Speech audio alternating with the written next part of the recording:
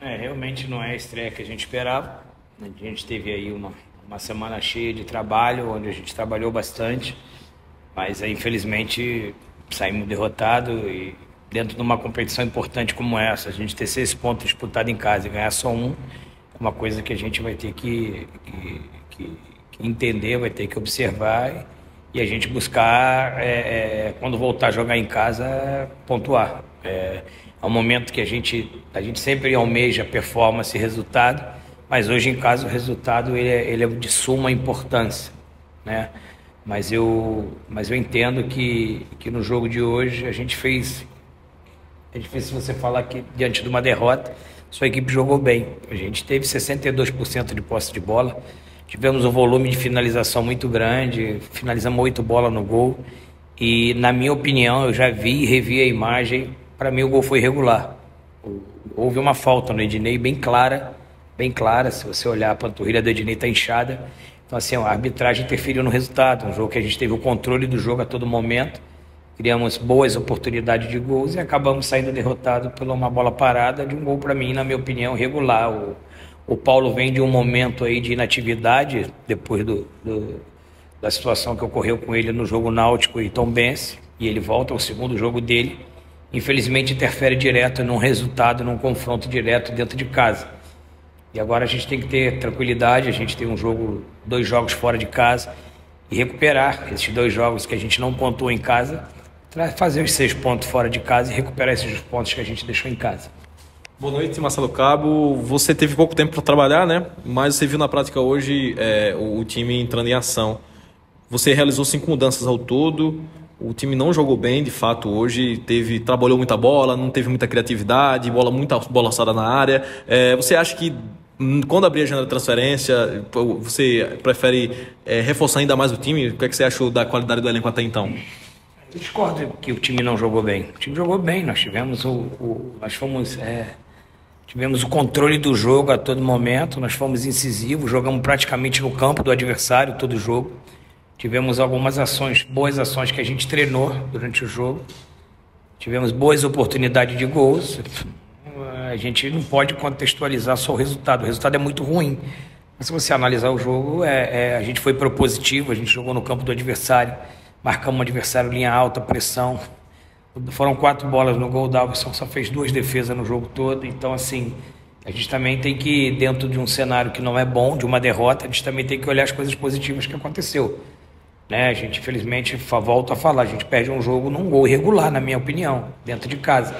A gente tem um volume muito grande de jogo, joga talvez 70% do jogo no campo do adversário, mas infelizmente a gente não conseguiu traduzir o que a gente criou em gols. Né? A gente pecou no penúltimo passe, a gente pecou no último terço, a gente pecou nas finalizações, e aí a gente acaba sendo penalizado com uma derrota num gol irregular.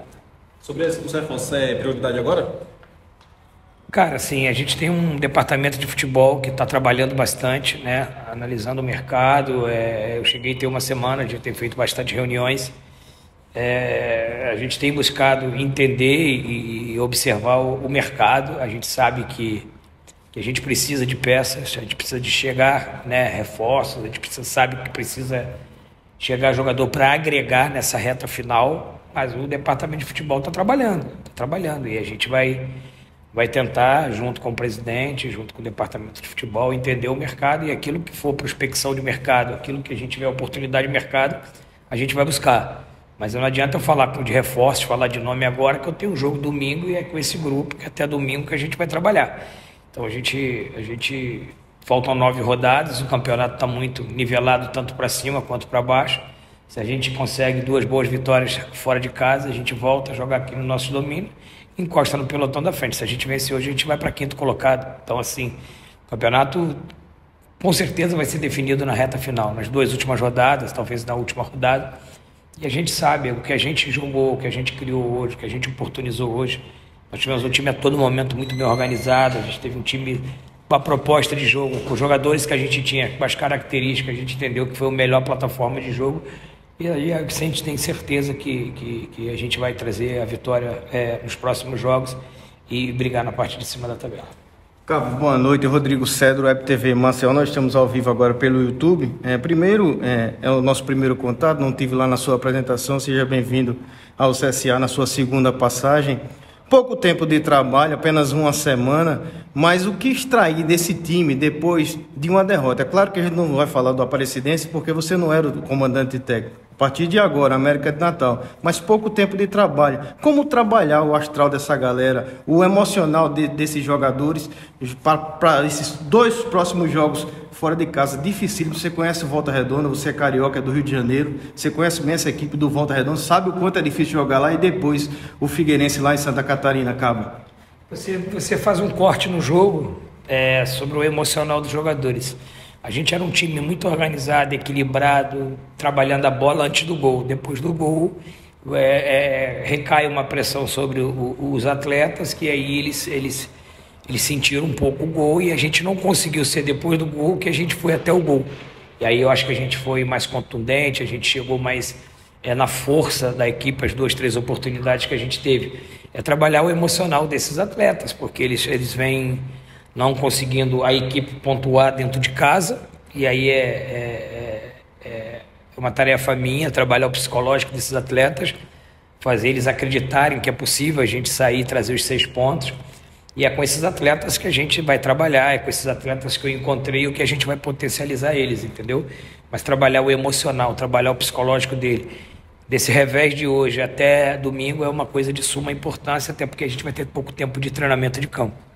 Já tem alguma avaliação sobre o caso do Foster, que você foi obrigado a substituir? Aliás, o CSA tem tido uma constante, né, Cabo, assim, de mudanças do time, né? Agora você perde também o Tomás Bastos, terceiro cartão, volta o Iago Teles, mas tem vários jogadores, Paulo César, Everton, Paulo Ricardo, todos no departamento médico. Quer dizer, a situação fica um pouco mais complicada, ou não? É uma coisa que a gente, claro que sente, né? Todo jogo... são intercorrências de cartão, de lesão. Por exemplo, o Talhari tomou 4 pontos na canela, o Ednei está com inchaço na panturrilha do lance do gol, o Foster está com o tornozelo inchado.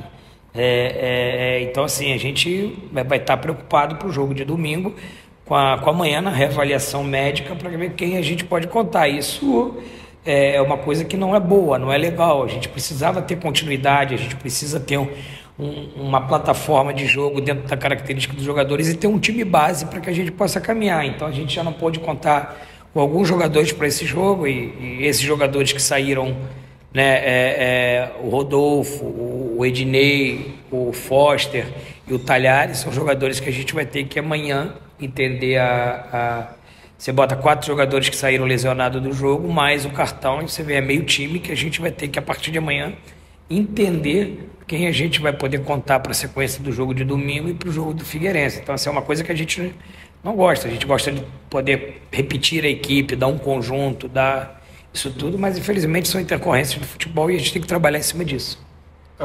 Qual a mensagem que você tem para esse torcedor que saiu de casa numa véspera? Estamos numa festa de São João, numa véspera de São Pedro, um público bom no Rei Pelé hoje. O que é que falar para esse torcedor, para ter confiança nesse time até o final da Série C, acreditar até o fim? A gente tem que confiar no trabalho. A gente sabe que o torcedor é o maior patrimônio que nós temos, é ele que nos impulsiona. Parabenizar a presença deles hoje, nos incentivou aos 90 minutos, empurrou a gente, mas infelizmente o resultado não veio. Eu peço um voto de confiança, eu peço que a torcida continue confiando. E às vezes a gente tem que ter uma ideia de que o importante não é como começa, o importante é como termina. Se a gente na 19ª rodada tiver entre os 8, a gente vai ter um novo campeonato pela frente. Então, assim, a gente sabe a importância do nosso torcedor, deixar uma mensagem de um voto de confiança, né? Uma esperança que ele tenha no nosso trabalho, porque a gente tem trabalhado bastante. O trabalho não está faltando da diretoria, do departamento de futebol, da comissão técnica, dos jogadores, né? E a gente tem certeza que a gente vai dar a volta por cima, vai reverter essa situação dessa sequência de jogos em casa, e a torcida vai estar sempre nos apoiando, porque a importância dela para a gente é muito grande.